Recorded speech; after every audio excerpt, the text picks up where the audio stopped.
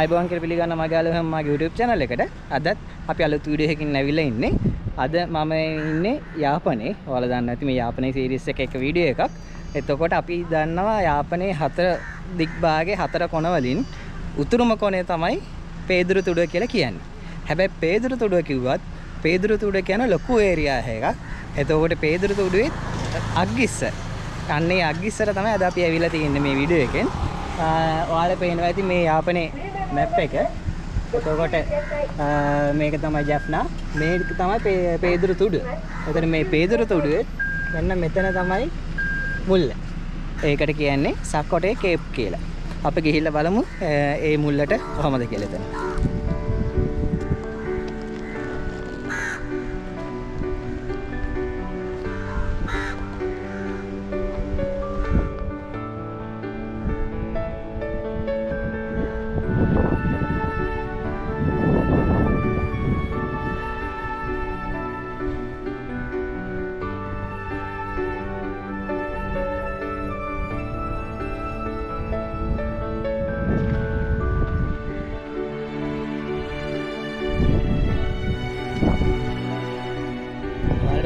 මෙතන බීච් එක මම යාපනයේ දැක්කපු විශේෂම දෙයක් තමයි බීච් එක මොහොතක ගිහින් මාර පිරිසිදු. ඒ කියන්නේ මේ වතුරේම ලස්සන මේ පාටේ පිරිසිදු ලස්සනක් තියෙනවා.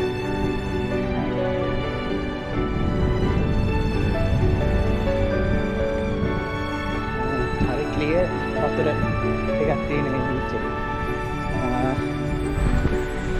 මේක තමයි ලංකාවේ උතුරු මුල්.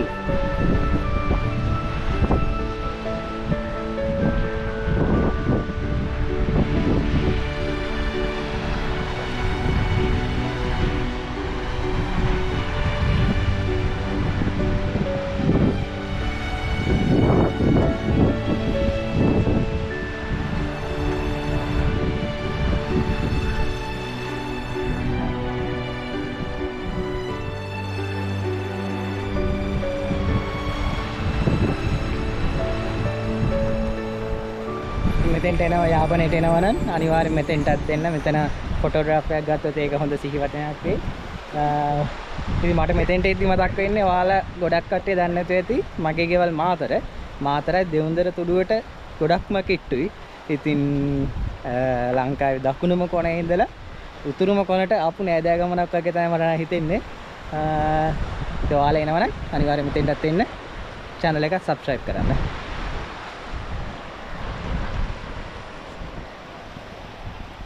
අපි දැන් ඉන්නේ යාපනයේ පේදුරු තුඩුවේ.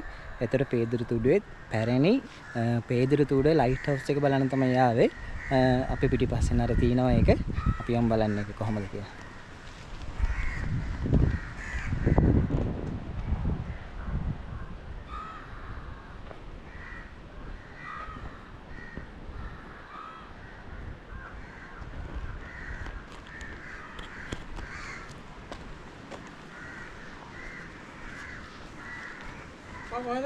මම මාතර. ආයේ පාර වස්සේ දාන්නේ. නෑ. ඔව් යාපනයට ඇවිල්ලා යාපනයේ ඉඳන් බයික් එකක් හයර් කරා.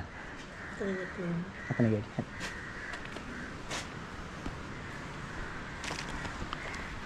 දැන් මේක පාලනය වෙන්නේ නාවික හමුදාව විසින්. නාවික හමුදාවෙන් ඉති අවසරය අරගන්න අතට යන්න.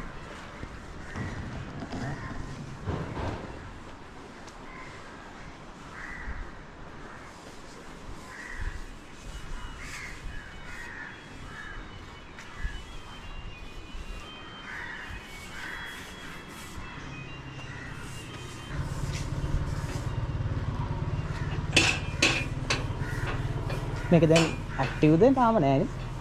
වැඩ කරන්නේ නෑනේ. බලන්න රොක්කේ නේද? එහෙමද? උඩට ගියාට කමන්නේ? උඩට නගින්න බෑනේ.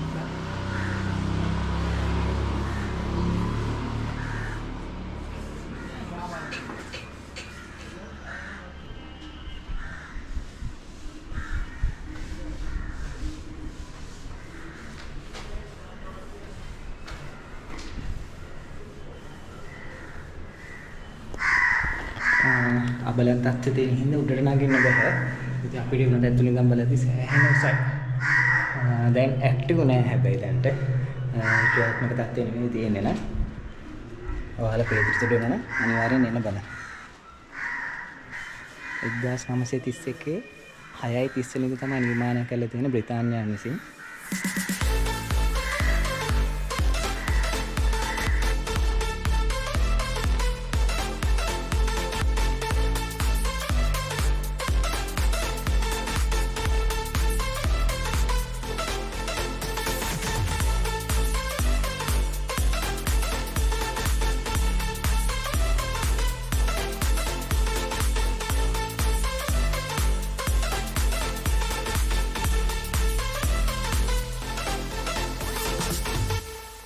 අතන තමයි ලංකාවේ කෙළවරේම තියෙන ලයිට් හවුස් එක. ඒ කියන්නේ පේදුරුතුඩ ලයිට් හවුස් එක තියෙන්නේ.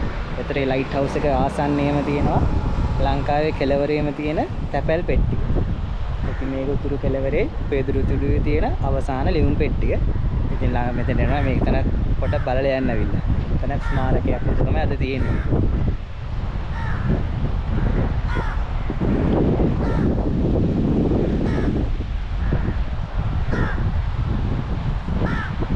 Very nice, beautiful country, and very nice people. Yes. There are a lot of people coming from Germany to Sri Lanka. We came by bus from Jaffna. We are in a hotel in Jaffna for 3 days. How did you come to here? By bus. By bus? By bus. Yes. I hired a motorcycle. Yes, okay. Yes. That is the easiest way. That's easier. Yes. Yeah. But we like going by bus because you see a lot of, meet some people and see the countryside. So bus is. Oh, how many days you here? 3 weeks. 3 weeks. Yes. In holiday. Yes. Okay. Have a nice holiday. Yeah, Thank you you. too. Bye bye.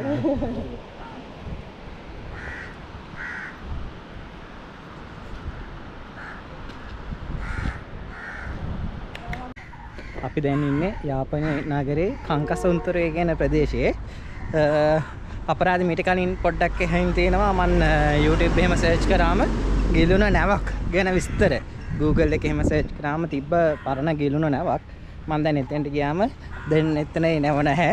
ඒ නැව දැන් ගලවලා අයින් කරලා අයිතිකරුවා විසින් ගලවලා අරගෙන ගිහිලා තියෙනවා.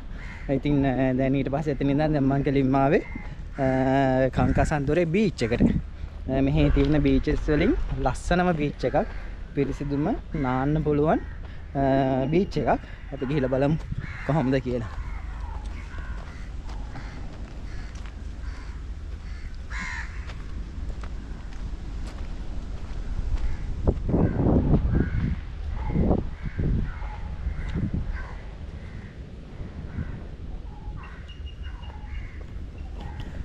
පැරණි ලයිට් හවුස් එකක් දැක්කා. බලමු පොඩ්ඩක් මම මේක ගැන නම් කලින් දැනුවත් වෙලා හිටියේ නෑ.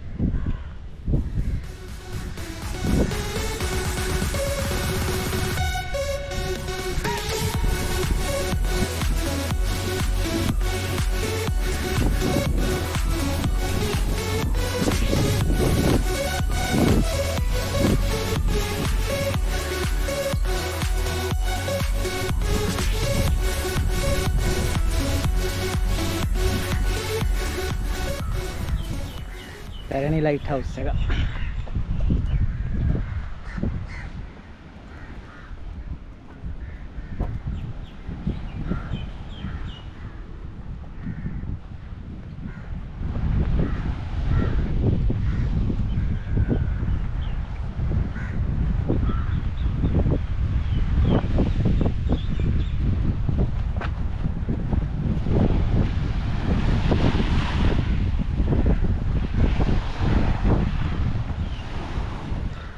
ලස්සනයි.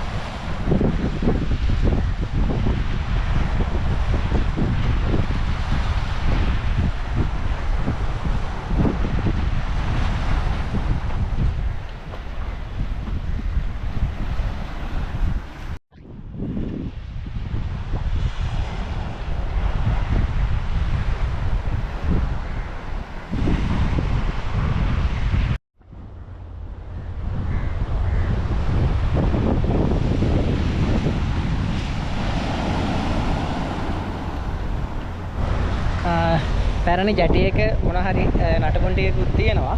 ඉතින් මෙතන මෙච්චර ලස්සන බීච් එකට ඇවිල්ලා නාන්න නැතුව හිටියොත් අපරාධේ. ඒකින්ද අද මම නාන්න මෙතන තීරණය කරා.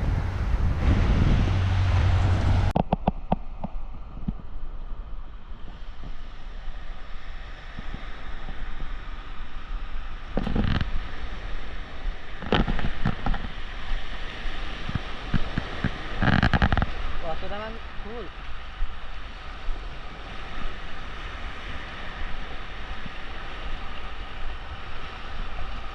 Sunny day.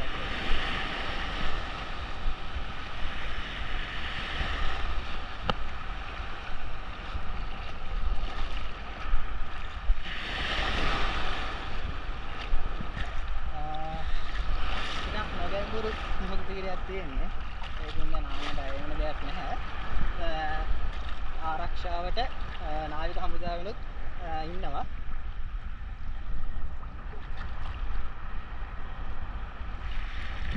ඇති නානදී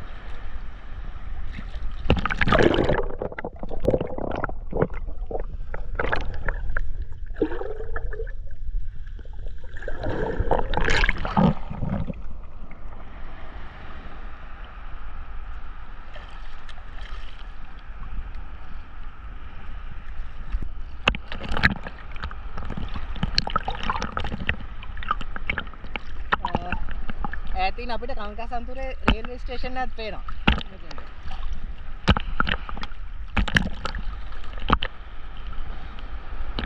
ඕ